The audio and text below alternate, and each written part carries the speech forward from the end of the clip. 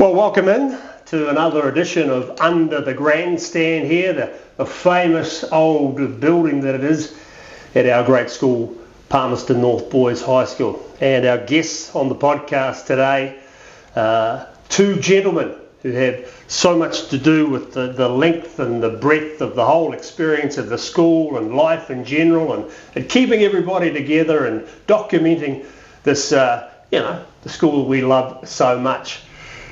Stu Leighton, old boys liaison these days, old boy teacher. Welcome. This is a huge part of your life. Yes, it is, Hamish. Yeah. Thank you for the welcome. Great to see you, and looking so well, sir, too, I can't not call you sir, when I say the word Stu, it kind of has a bit of a problem with me. Dom King, school archivist. Talk us through just briefly through your whole connection to the school and what it means to you. Well, we emigrated from South Africa in 1990 and got a job here at Boys High straight away under Dave Sims, and taught history until 2013 when I retired. And we'd already, along with Stu, we'd sort of started working with the old boys, and that sort of led somehow to exploring the archives, which had been set up at Centenary. And luckily with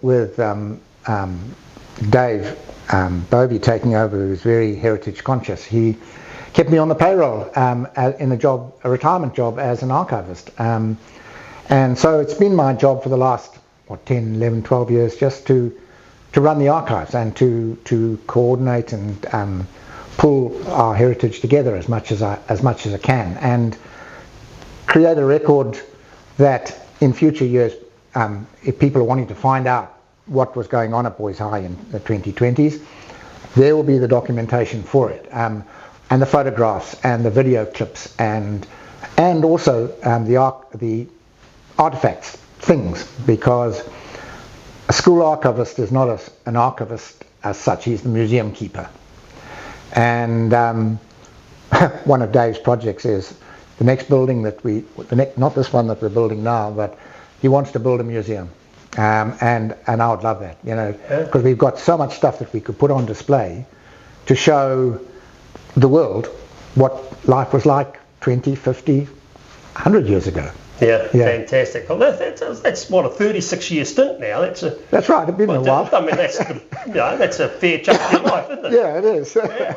Stu, when did you start? When did you start at school? My first year as a third former was 1965. That goes back a way, Hamish. That was the year that Margaret McKay carried me around. 65, yeah. I actually nearly ended up at New Plymouth Boys High School, of all places. Hold on, yeah. Yeah, well, the reason being that we shifted from New Plymouth to Palmerston North when I was standard 4, I think it was. And my father was a proud old boy of New Plymouth, and he offered for me to go on board in New Plymouth. But, after 3 years living here, it sort of developed a friendship sort of circle, and it just felt more natural to come into the school. So 1965 to 69 as a student, and then I joined this teaching staff in 1980. What were you? Fourth form. Yep. And retired in 2016. Had tried to get away on one occasion. Dom and I were talking about it earlier. So I had a stint as a funeral director for about 9 months at Thomas Griggs and Co. After a stint as the school counsellor, and I think I'd sort of got a bit burnt out with that after about 15, 16 years or whatever, and it just felt like a natural progression, and it was. So I sort of took to it quite well, but the thing in that particular job, you never know when you're going to be working and when you're not. Yes. Yeah. And I found that difficult. Yeah. Yeah. So I used to sort of like a timetable, the bell going, that sort of thing. Yeah. So I had to keep myself occupied, but yeah. So I was lured back, put it that way. Well, very quickly digress because I want to tell a quick story because this is all about the history of the school and everything. Ron Griggs, who was first 15 with my father, 1983, the College House 75th reunion, and Yes. Ron, of course, lived across the road here on North Street. Yeah. And he, of course, so he's very much part of College House because he didn't, and the boys like going over there. But my dad tells a story about they got called into work with Ron on the Saturday morning after a big Friday night, and it involved an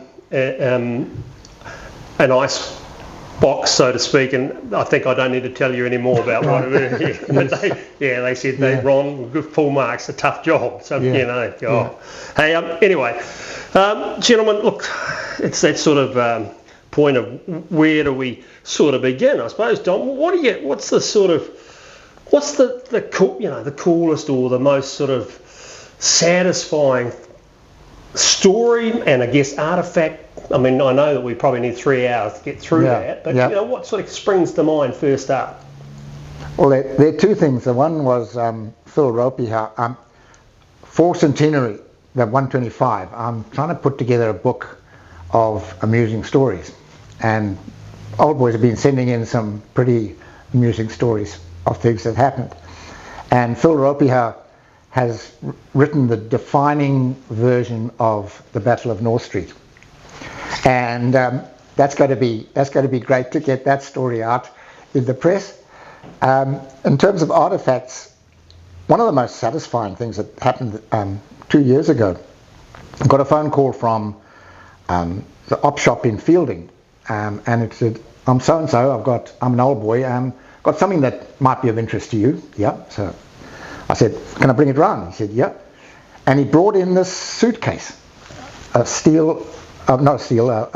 strong suitcase, and on it was written, printed in letters, pilot officer, blah blah blah, Royal New Zealand Air Force, and his serial number. And I thought, that name rings a bell.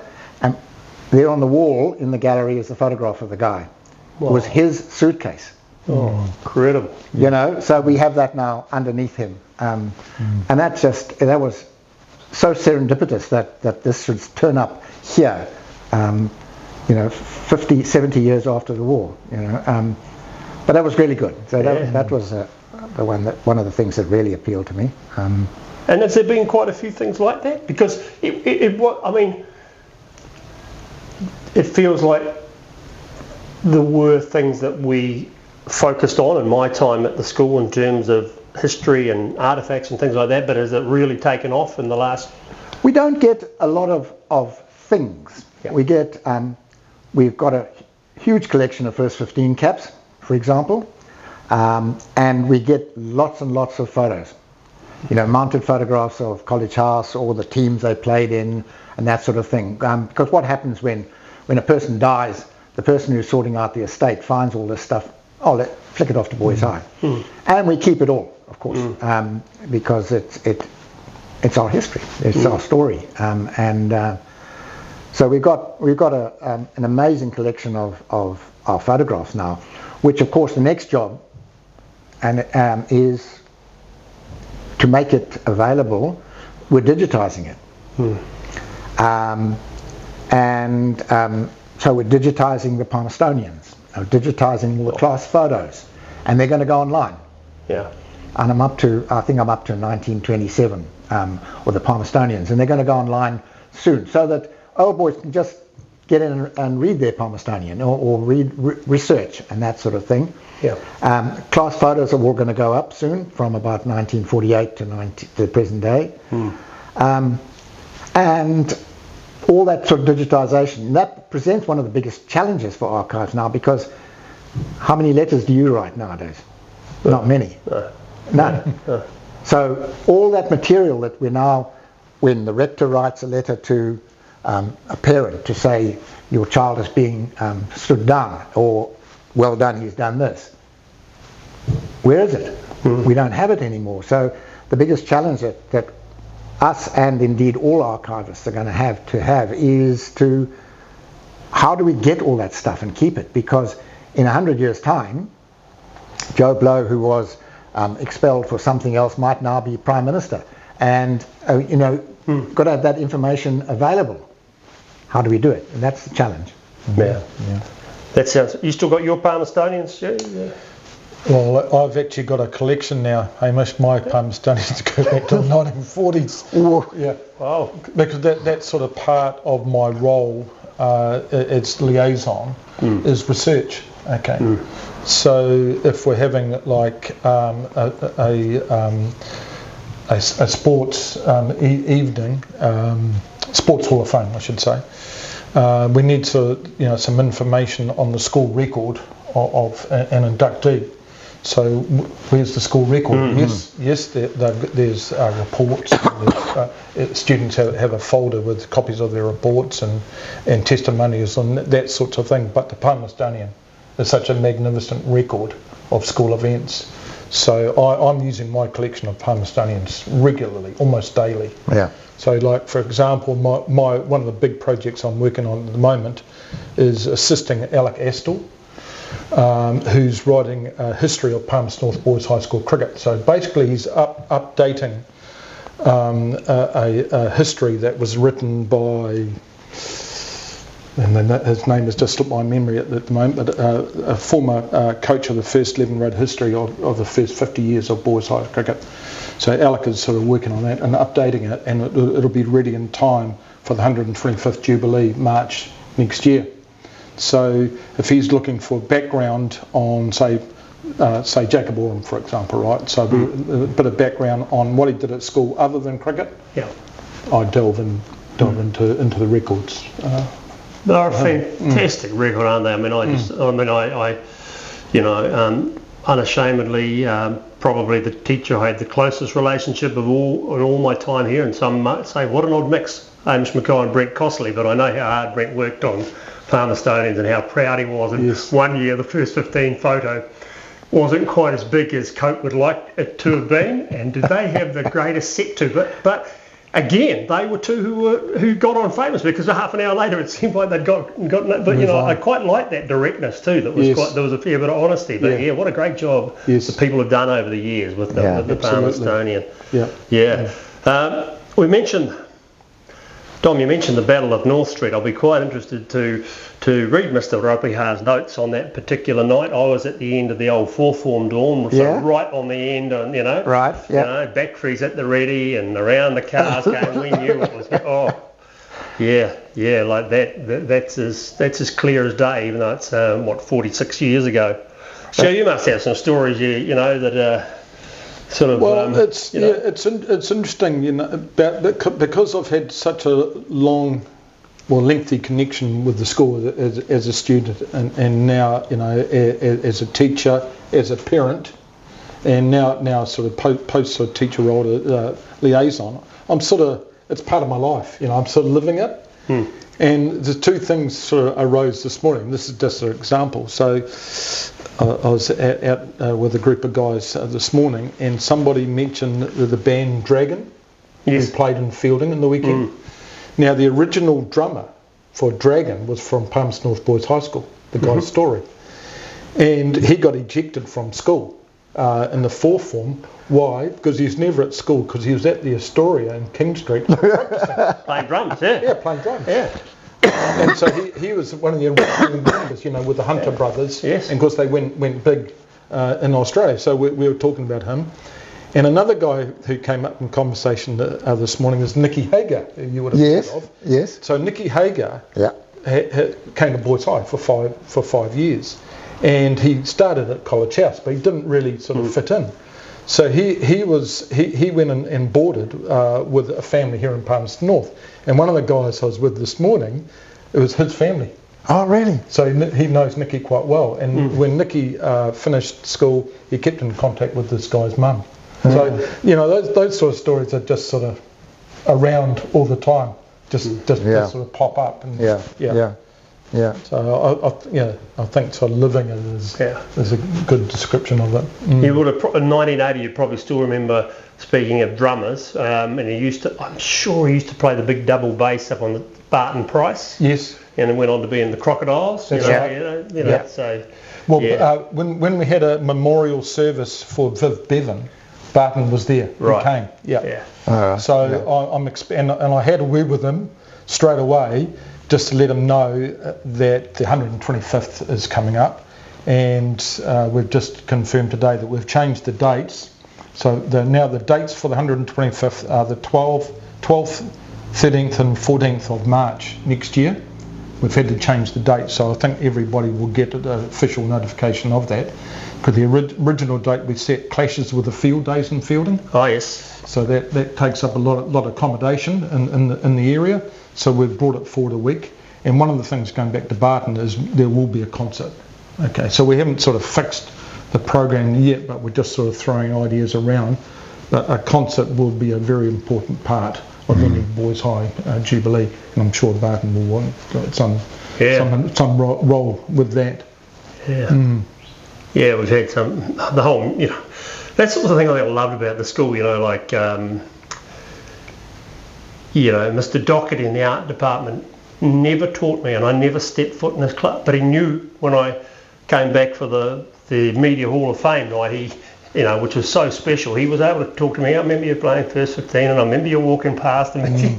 Yes. It is a fabulous depth of community, I think, was, Well, I think community is a good word for it, and I think the school has been well served by long-serving staff, Yes. and I guess we're too, but there's numerous others. And we're quite lucky that, we're able to enjoy it.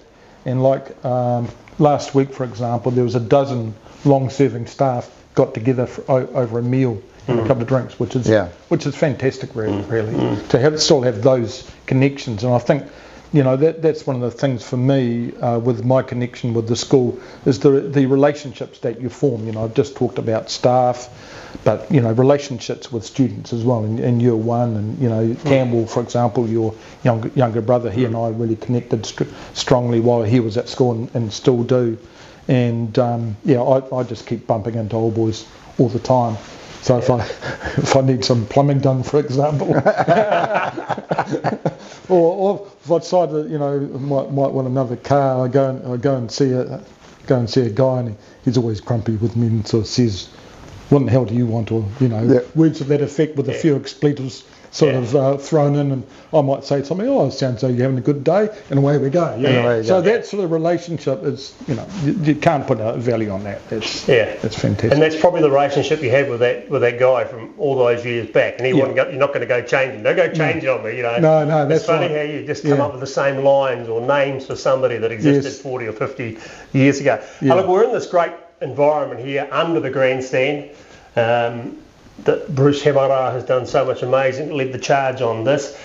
The greater picture now looking towards, and I think, the school deserves it, and a lot of people putting a lot of hard work into it, but this Sports Pavilion will be, Stu, what's your thoughts? I mean, that's going to be... Well, I was around when the current pavilion was opened, okay, so that was opened in the early 80s by the then Minister of Education, Mr. Wellington. Mr. Wellington. I think we all got out of class for the opening. I think David Grayson might have been the head boy at that time. David Grayson was in 81. And captain of the first 11.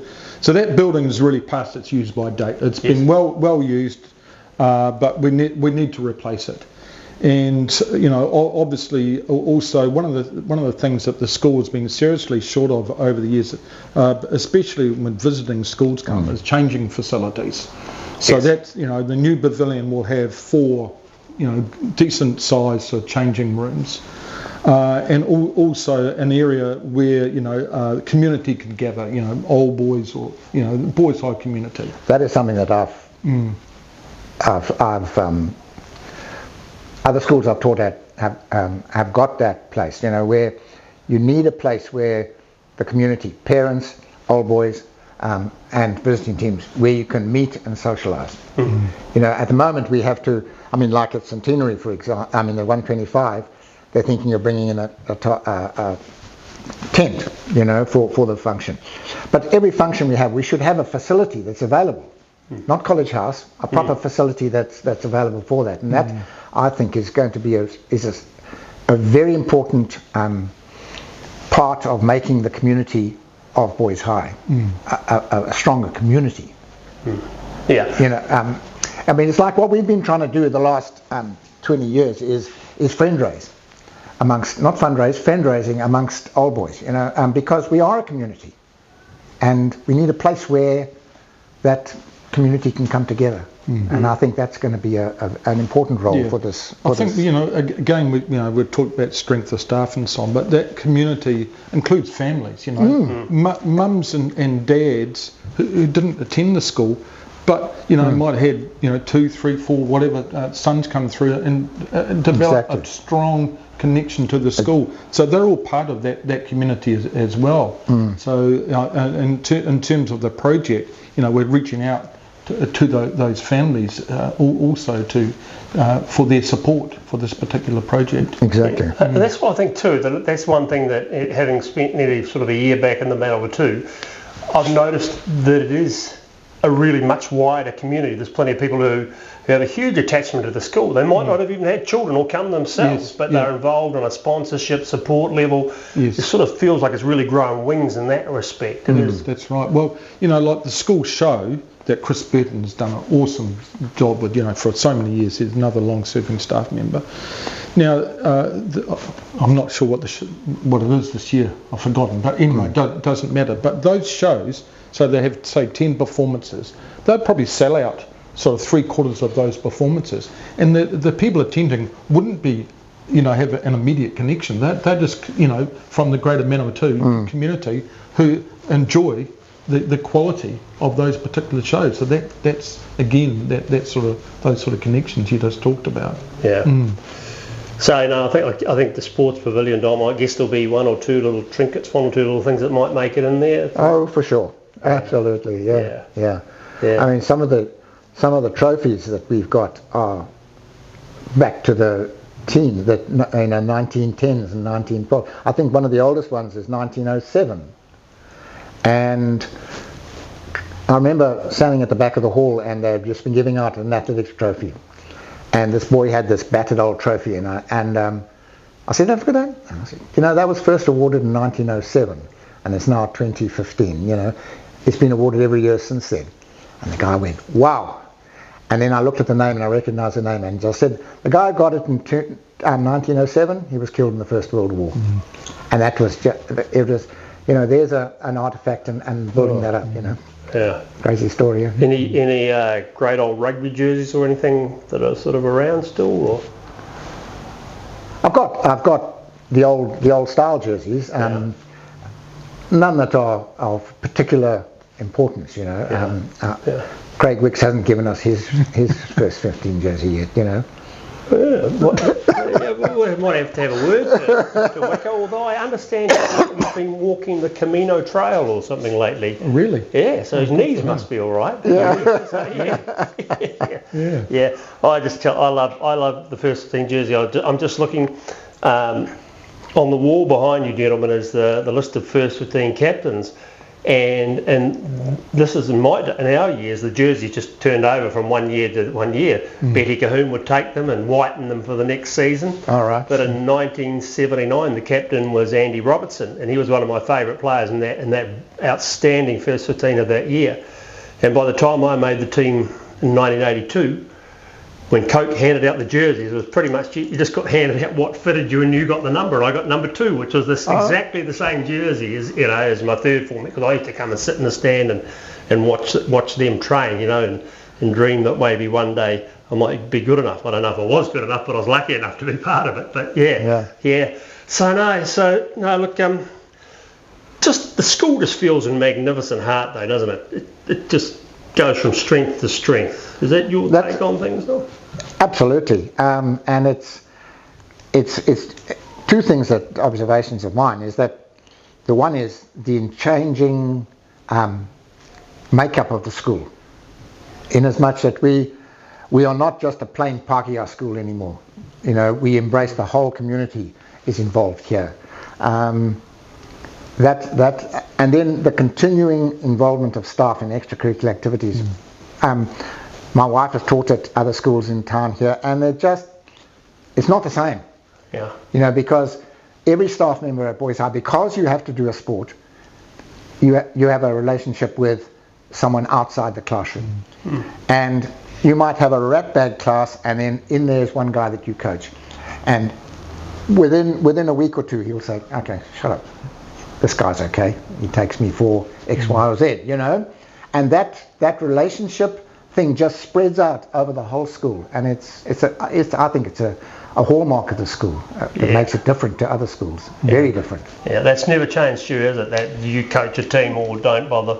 Yeah, that's one of the things that I 100% respect. With the staff looking at it now. Having been there for so long, that the staff are continuing, to give of their own time. And I 100% agree with Don. And the public sort of voting with their feet, so to speak, as well. College House is full to overflowing. It's got 194 or something. Wow. That's amazing. And they're still turning people away. The school's got a waiting list of about 100. Yeah. So I agree with Dominic. What the school is doing is what the community are looking for. And people might say it's conservative, but so what? Yeah, that's right. Yeah. I think the school has been right. That sums up. So what? Yeah. I think the school has been very good at setting boundaries over the year. From a teaching point of view, the boundaries are there, and you can operate within those boundaries. Indeed. And the respect is still there, but you can have a lot of fun as well. And when I was I wasn't sure what we're going to be talking about today, but sort of reflecting back on some of the things, some of the relationships that I developed in the classroom, and it was about sort of finding out and taking an interest in the students. And that was one of the first things I would do. Another thing from my point of view is I always went to assembly as much as I could, because if kids are coming across the stage and you see that, and then you just pass on your own little acknowledgement in the class when they come to class during the day, that just strengthens those bonds. I'll just tell one more story here, because I'm RS, that's my initials, and I was sitting in a airport in Auckland about to go on a cricket tour a few years ago. I come across the tannoy called Mr. Robert Leighton, please, blah blah. I sat there and I get this nudge. Sir, is that you? I said, what? He said, Robert Leighton. Oh, yes. Okay, so I had to go and buy it.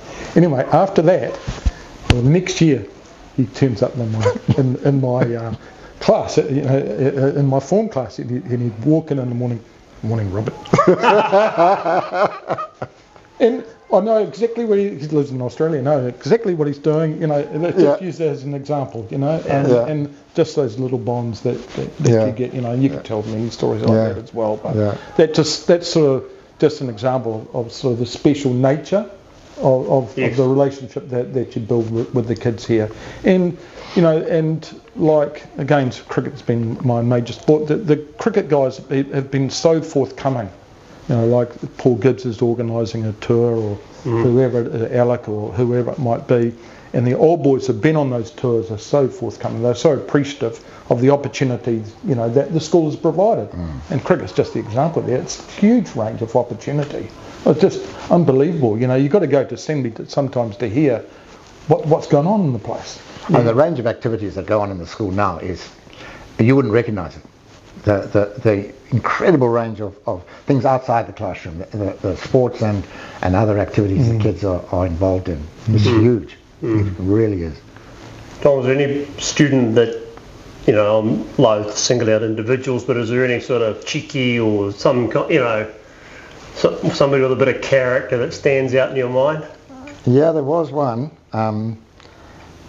He's unfortunately has passed away since then, but Caleb Wall, and he was a very clever man, and he was in my scholarship history class, and he used to try and take the piss out of me, you see, and so he would ask a question, a really loaded question, and so we would have these humdinger arguments, and sometimes he would win and sometimes I would win the argument. And when I won him, you could see the other boys in the class going, yeah, I got you. Because they knew exactly what he was doing. And I didn't mind it because it showed he was thinking, and he was a very bright boy. And that was awesome. Yeah. Stu, have you seen in your time, let's go back to 65 right through to now, has there been can you describe that change in pupil-teacher relationships? Or has it always stayed pretty much? I think so. I mean, as a student, I appreciated again, connections. And probably for me, having come from a sporting background, the sport was quite important to me, okay? So, I managed to make the first 15, and, I had the privilege of sort of being coached by Mr. Cahoon, but then being a colleague. And that was quite something, and it was a bit of a barrier there to start off with, but Coke closed that, that barrier. He sort of made me welcome as a staff member. It's still Mr. Cahoon, but no, hang on, no, my name's Ian, sort of thing. Yeah. And so that was quite special to me, having a very, it ended up with quite a close relationship. I felt that quite special, that I was able to have some individualised sort of conversations with them, because again we had that connect. It was rugby initially, but cricket, because cricket was probably actually his first love. As we know, he played cricket for New Zealand. Another guy, and I'm thinking of a couple of history teachers here actually. A guy called Dave Huggett, and he was a history teacher. He was also the careers advisor at the time, and he was a short guy. We called him Inch. That was his nickname.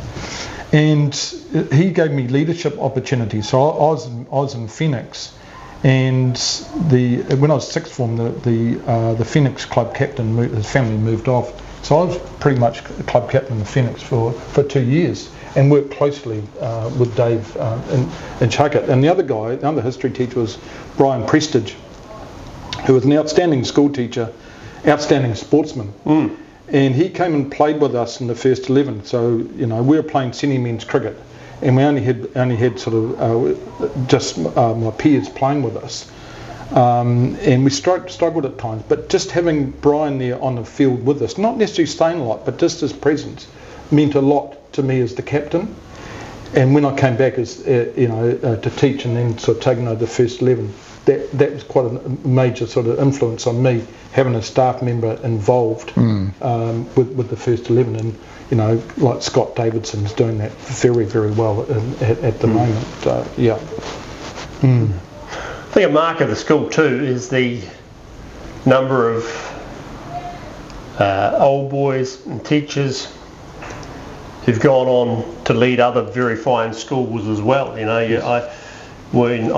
My sons attended Sacred Heart in Auckland under Jim Dale, and Jim's speech at his retirement from Sacred Heart was mainly about Palmerston North Boys High School. Really? It was fascinating. He just, I was lucky enough to sit on his table, and I think of Steve Robb and Ross Brown, and there's plenty, isn't there? Tim, obviously Tim at the Palmerston North Boys High School Auckland campus up there. Rob Ferreira's at Stream. Yes. That is. Oh, sure. I just had was it Nobby Anderson who wrote that book? No, it was Anderson. It was not Nobby. No. I'm annoyed with myself because I got huge respect for this guy, because he coached the first 11 for about 30 years. Oh, W.P. Anderson. W.P. Anderson. He lived at College House all that time as well. Okay. Yep. So a long-serving College House man, and he came from Dunedin, and the club he played for in Dunedin was Albion. So when in 1918, 1919, when the club system came into being, Albion was named after the club that W.P. Anderson was involved with in Dunedin. So that's where that came from. Yeah. The old clubs, the old Shan Shield's a beautiful thing, isn't it? That's incredible. Yeah. Is it something that struck you early on? I mean, it's it involves so many kids. Yeah. Not many kids can play in the first 11 or even in the second 11. But you're playing the Butler Cup team for your club, and that's very important for kids. I think that's one of the things that stands us apart from other schools. I'm not 100% sort of certain on that, but because I haven't been to many other schools. But one of the things that Dave Sims looked at when he came here, when he took over from Mr. White in '87, I think it was, he arrived halfway through the year, right? It was the old 4-term year. And one of the things he was going to do was axe the Shan Shield. He went through his mind, he considered it, okay? But he could see in practice Wow. just how important was the school. He soon wiped that idea. Yeah. Yeah, because he'd come from grammar. They don't have anything like that there. But he could just see how important the club system was to the school, so he wasn't going to change. Because it's also expanded now. It's not just sport. It's every aspect of, there's culture and there's all of that sort of stuff. There's all cultural events are all part of the Shan Shield now as well. They earn points. Yeah. So, you know, even any kind of old boys event, say, I still spent a bit of time in Auckland, the 1983 Shield marching, you know, it comes up, and it can lead to pretty, the feelings intense comments. Yeah. No, exactly. Gee, Simsy, I didn't know that. Yeah, it was a consideration, but he soon realised that he wasn't going to do that. Strengths, I mean, just talking about headmasters and rectors, I've just turned 60. I think there's only been 5 in that time. It's, quite incredible. Again, that's one of the strengths of the school. As I said earlier, long-serving staff, gives you consistency. Keeps those traditions in place. Yeah. Don, what would you say to anybody that in terms of students and old boys, in terms of preserving school pride and history? What's your sort of advice? I don't know. I think what people need to do is just reflect on the values that the school instills in you about hard work, punctuality, appearance. You might object like hell to having your hair cut at school, but all those sort of things that apart from the academics things that it instills in young men about how to behave and how to act as a responsible member of society. I think we try hard to do that, and I think it is one of the strengths of the school that in holding the line as we do. People will say we're conservative, but you go and ask any business in town, who do they want to take on as an apprentice or someone like that? Yeah. Because he knows he's got to be at work at 8 o'clock in the morning. Not drift in at 9:30. Oh, sorry, I didn't make it this morning. That kind of thing. So while some people will say, "Oh, yes, draconian," it's so conservative. No, it's not. It's the values that actually and the customs that make a society work properly. That's absolutely. What? I'm going to ask you both this question. We'll start with you, Stu. What's the one tradition you hope never changes at PNBHS? Assembly. That's sort of been under pressure a few times from sort of various sort of staff members, but I know Dave Bovey will stick to it. I think assembly sort of sets the tone for the day. Yes. And it bonds the school. It gives the school the opportunity to share the success of whatever or involvement of that students are having, whether it be in the classroom, out at the classroom, etc. It gives the opportunity for other people other than the rector to speak to the school. So, like one of the innovations that was introduced quite a few years ago now is the head boys assembly. Now they have been very, very successful for a long period of time now, where the head boy sort of runs it, school stand, the Lord's Prayer, all that sort of stuff. They continue that aspect, which I fully support. But they have sort of various sort of guest speakers, various students from the school making presentations to the school, musical items or whatever it might be. Fantastic. But picking up on what you said just now, the other thing that it does every morning is brings 1,800 boys together and says, this is who we are. We're a group. I've involved through my family with other schools in town, and they have assembly once a week. No. And they can't believe that we'd have one every day. I think it's very important. I saw the head boys' speech to the school. Was it last Friday? Was that the first Friday? Very good. It was brief but to the point. Well, very, and it gave out the challenge to the young guys in the school. I congratulate him for that. I haven't met him yet, but I know his family. But I think he's set the tone for a good year from the boys. Yeah, and I think the assembly thing, the point you make is it set the tone for every day. For every day. It kind of recalibrated you know, to your focus. See, I think. What I quite like too is boys owning the place. You know, so you know, as a teacher, well, I'm going to be back next year, but you're not. So you make the most of it this year. You know, what you want to achieve, go out and do it. And a lot of them do. And I was reminded of that on a number of occasions when I think about it, that boys were setting the standard, setting the tone as much as we were, in actual fact, because they bought into the place. I'll give you one example. When I was Year 8 Dean, so I went out to contributing schools to promote the school, and I'd always take a student with me from that particular school. So I took this guy with me on one occasion. He was a third or fourth from at this stage, and what I'd do is I'd ask him questions to drag information out of him to share with his former peers from that school. This one guy, I asked him one question, didn't say another word. He just took over. I couldn't believe it. He'd bought into the school, and he did an awesome promotion of the school. He might have only been third form at that stage. He's so good I took him back the next year. And he's very successful now, but I couldn't believe it. How much he'd absorbed so quickly about the school. So just, you know, he's just one of numerous students who would have done the same thing. Dom, any other traditions or anything that you don't want to see go? Off the top of my head, no. Keep them all. Well, I think, you know, sorry, I'm going to... No, you go for it. You know, like, you walk into a classroom and they stand up.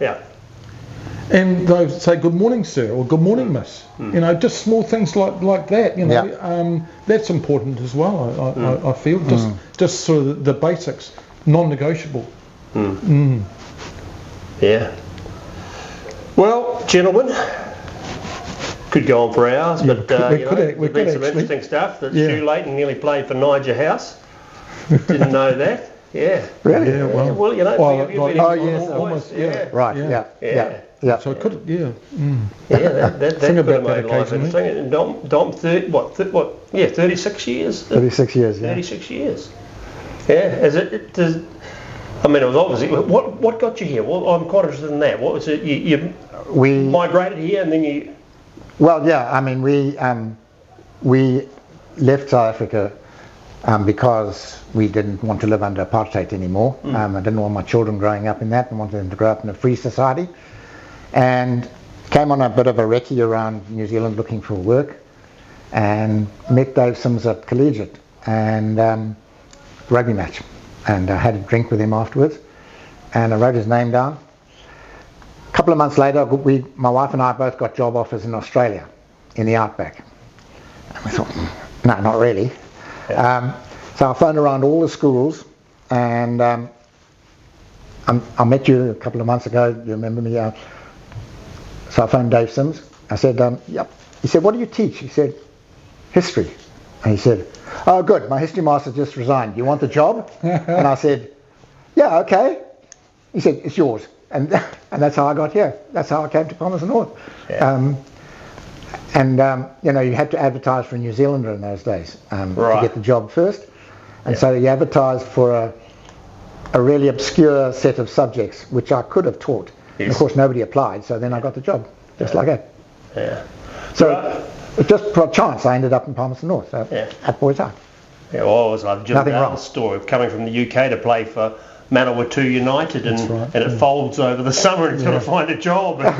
And that's how you got. Oh, right. And fortunately you impressed Eric White, and they might have had one or two things, you know, singing from the same song sheet on a couple of things, and away they went. You know? Yeah. Well, gentlemen, it's been an absolute honour, pleasure, you know, and as I say, we could go on for hours, but there are, you know, this whole, I don't know, the gel that keeps this great community together, and it just seems to grow and grow and grow. And you know, hopefully 100 years from now they'll look back on this podcast and hope it'll be digitised, you know, and somewhere in the archives. I'll keep it in the archives. Keep it in the archives so it gets passed on. You know? That's it. Yeah. And Stu, great to see you and looking well. Thank you, Hamish. Yeah. You know. And, thank you for what you're doing as well. Yeah. Really appreciate it. And along with the amazing Sally Winham, I just love, being part of this. It's an absolute honour. So that's been another episode of Under the Grandstand. There will be plenty more. I mean, we're just scratching the surface. I mean, that's going to be the biggest challenge. But hopefully we can continue to do this for a long, long time into the future and contribute a big part to the archives. Thanks for joining us. Years may pass, but the stories remain. Boys, young hearts chasing the flame. Supporters and mentors with pride so steep. PB's got the legacy that runs so deep.